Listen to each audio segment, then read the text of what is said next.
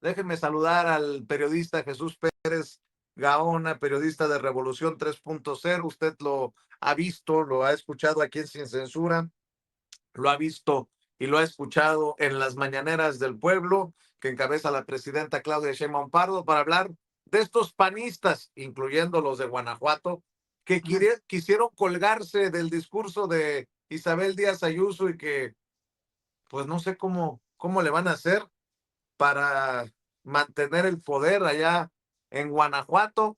No nos vayan a querer aplicar el haya sido como haya sido de Felipe Calderón. Querido Jesús, ¿cómo estás? Buenos días, gracias por tu paciencia. No, gracias por la invitación, Vicente. Me uno a las felicitaciones que hubo una reunión de lujo, ¿no? De Nacho, Jairo, Toño ahora, Daniel, y pues me uno a las felicitaciones por tu Algún día cumpleaños. llegarás a esta edad, mi querido Jesús, y, Claro. y estarás, y comprenderás que cada cumpleaños hay que celebrarlo con tocho morocho, mi querido Jesús, y me da mucho gusto que estés aquí y te agradezco tus palabras y que estés aquí listo para hablar con la gente de Sin Censura. Y qué mejor que entre amigos, qué mejor que entre amigos. Y claro, pues el tema que nos reúne, Vicente, es precisamente el encuentro que hubo este fin de semana en Guanajuato, un encuentro que no estaba programado y que surge a raíz de la renuncia de la alcaldesa de León a 20 años de militancia en el PAN para finalmente confirmar su adhesión a Movimiento Ciudadano de Jorge Álvarez Maínez. En este acto del fin de semana, del sábado, el Reforma calculó presentes asistentes 20,000 personas.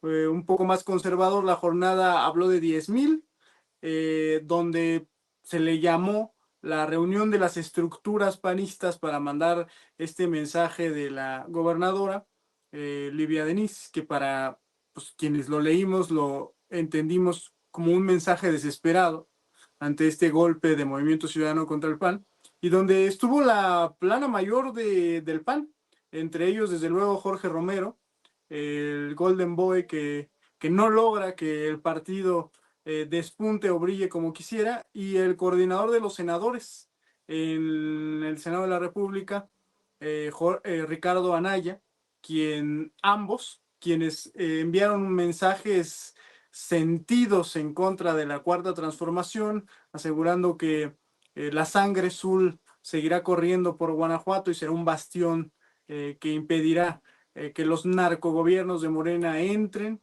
Y pues en esta reunión se aprovechó también para mandar un mensaje de unidad del partido que se encuentra, no se habla mucho, sobre todo por el protagonismo que ha tenido Morena, el cambio en la dirigencia, la acusación contra Rocha Moya, etcétera.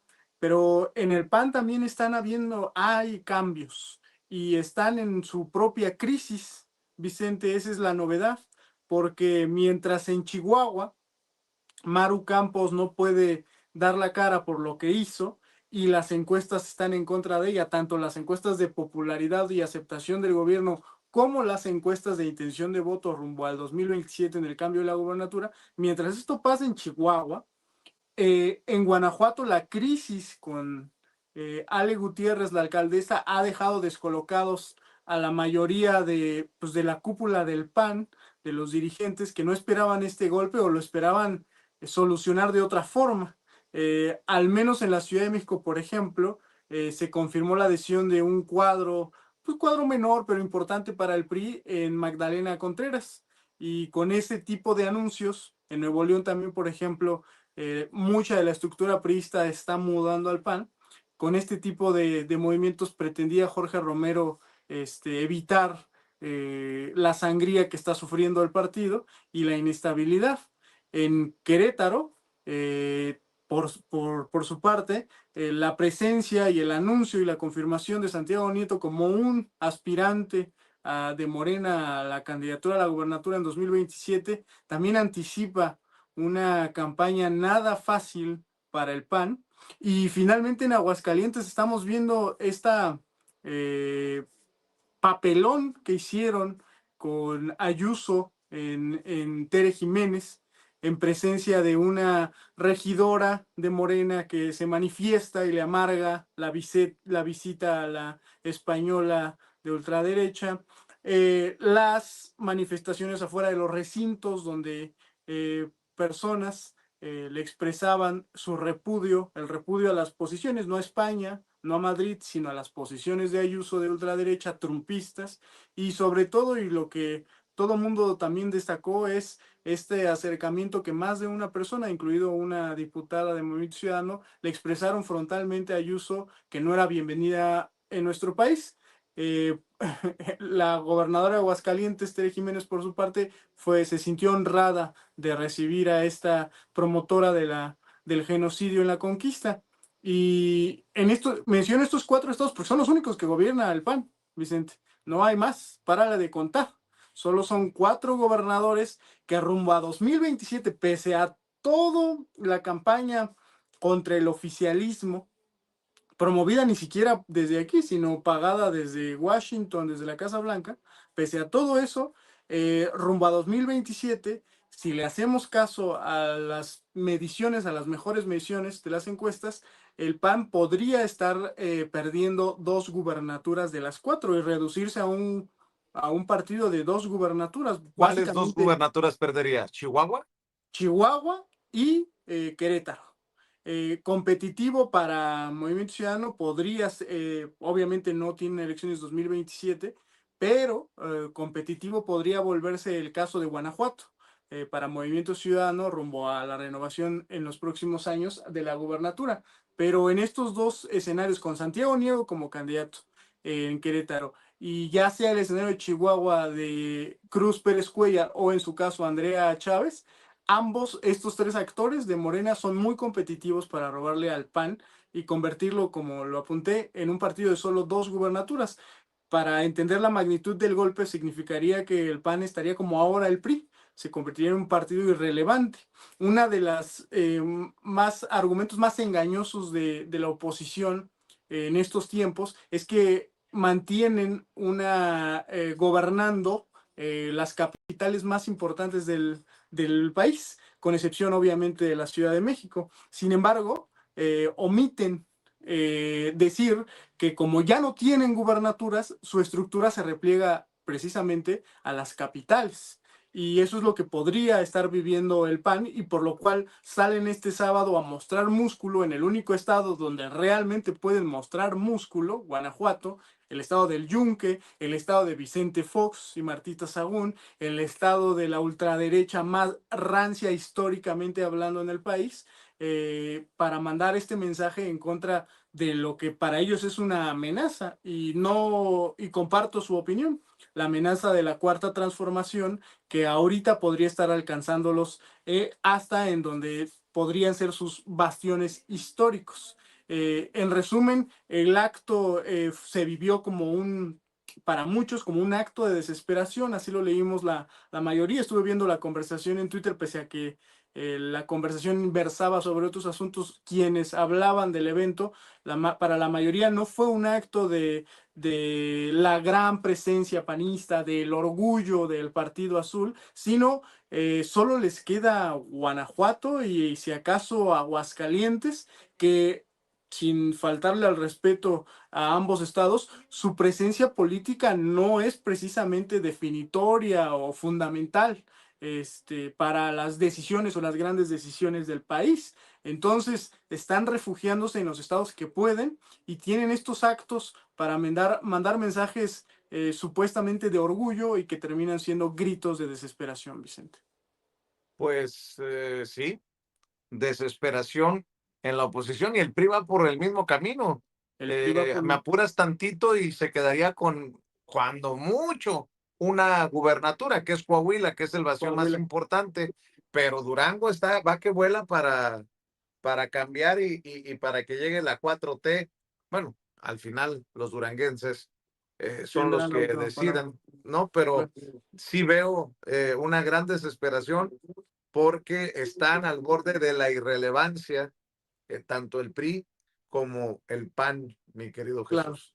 Si alguna relevancia tienen es la que les da la 4T, es la que las oportunidades de disparar o de fuego que tienen gracias a la 4T. El último caso, el más emblemático, espero lo compartas conmigo, Vicente, es Alito Moreno pidiendo la renuncia de Mario Delgado y diciendo que las Olimpiadas con el PRI se celebraron de una forma tranquila y siempre respetando la gobernabilidad, ¿no? Todo el mundo lo recordamos, sí, claro, como cuando asesinaron estudiantes, madres de familia, ancianos y niños en la Plaza de las Tres Culturas del 2 de octubre, pero solamente ese es el momento que está teniendo la oportunidad porque no está creando los suyos. La Casa Blanca también les ha abierto la oportunidad de tener voz o cierta opinión, como lo ocurrió con Rocha Moya y la filtración que hizo el embajador norteamericano. Pero párale de contar, ellos no están instalados en la agenda política nacional, no pueden instalar temas en la agenda política nacional, a pesar de que cuentan con figuras tan estridentes como Lili Telles, como Alarraq y medios como los de Atípica, los Latinos, o incluso magnates como Salinas Pliego con, digamos, que podrían tener una presencia o impacto o influencia internacional. A pesar de eso, ellos no imponen la agenda, pero tiene que venir la Casa Blanca o tienen que cometer errores la 4T para que obtengan la oportunidad de hablar, ¿no? Y Y tener fíjense, presencia. y fíjense lo que está diciendo Jesús. A cada petardeo de la 4T es carnita para la oposición. De otra manera, no se le ve por dónde. Quisieron Claro. traer a Ayuso y les tronó el petardo en la mano. Pero bueno, lo menciona Jesús. ¿Con qué quiere cerrar Jesús en esta oportunidad? Y qué bueno que pones el tema de Guanajuato sobre la mano, sobre la mesa, porque además ahí es donde también dices, algo está fallando de la 4T en Guanajuato. Tienes a Fox diciendo puras pendejadas de a tiro por viaje en redes. Tienes Guanajuato, sí, del Yunque, pero también es el Guanajuato de Samarripa. Y también es el Guanajuato violento, el Ah, estado sí. más violento de México. Y tienes, o sea, sí hay muchos elementos para decirle a la gente, ¿quieren seguir por este camino? Claro. O de una vez le entramos a la transformación, pero al final, esa es solamente mi opinión, es punto y aparte. ¿Con qué cierras eso? Sí, son 30 años de resistencia del conservadurismo ahí, o atrincheramiento, para decirlo más claramente. Y también, además de lo que enlista, es el Guanajuato que no se ha querido enlistar en el IMSS Bienestar, ¿no? Es en el programa de salud que está dando pues los primeros resultados, esperemos para bien del país que sea exitoso, y que quiere concentrar los recursos públicos de salud que en otros estados, pienso en Michoacán, pienso en el propio Chihuahua actualmente, han servido los recursos de salud para financiar, por ejemplo, medios de oposición o proyectos políticos que están dedicados al golpeteo político en contra del gobierno.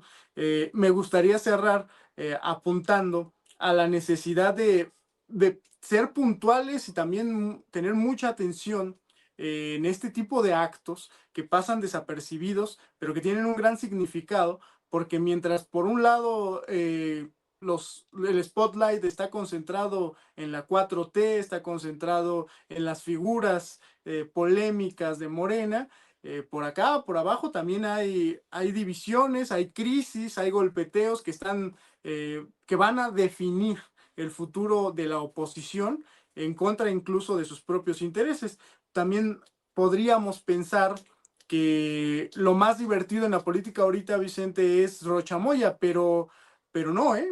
Hay cosas más interesantes como la división de la derecha internacional, que para poner un caso, está mostrando la profundidad de ese abismo entre dos visiones, aparece que son únicas y que están del mismo lado, pero no, como el enfrentamiento entre el Papa, León XIV, y Trump. Para muchos, una excentricidad de Donald Trump, de su debilidad por memes y por una egolatría para parecerse o para compararse con Jesús. Pero para otros y para quienes están reflexionando el tema, es un cisma entre la derecha internacional, que por un lado está trincherada en la Casa Blanca con una posición evangélica, una posición de protestantes o de evangélicos que no precisamente siguen la agenda del catolicismo internacional, y que ahora está teniendo una verdadera batalla que, de nuevo, superficialmente está pasando como solo el desencuentro entre dos figuras, pero en realidad son dos formas de ver el mundo que aparentemente están del mismo lado, la derecha y la ultraderecha, pero que no, se están enfrentando, y que ahí podríamos tomar, en lugar de tomar las palomitas y ver cómo se pelean, deberíamos tomar papel y pluma y ver con atención qué es lo que los está dividiendo y dónde podríamos meternos nosotros para acrecentar, para aumentar esa división y si acaso vencer a la derecha que ahorita es muy poderosa en el mundo. Así es, mi querido Jesús Pérez Gaona, gracias por estar aquí en este lunes No, 11 de gracias. mayo de 2026. ¿Por qué no cerramos invitando a la audiencia a tus esfuerzos, a tus trincheras, Jesús? Muchas gracias, Vicente, por la invitación y pueden escucharme y verme con mi querido Jonathan Pérez en Capital 21, en los programas, aunque usted no lo vea, o Lo más absurdo de los medios, o leer mi columna en Revolución 3.0, donde puntualmente estamos informando sobre estos asuntos, como el que acabo de mencionar, o si quieren algo más personal, me pueden encontrar sobre todo en Twitter e Instagram como @jperezgaona, Jesús Pérez Gaona, periodista. A la orden. Te mando un abrazo, mi querido Jesús, estamos al pendiente. Que tengas Gracias, excelente felicidades, día. Vicente. Gracias, Igualmente. muchas gracias, Jesús Pérez Gaona, hablando con nosotros sin censura.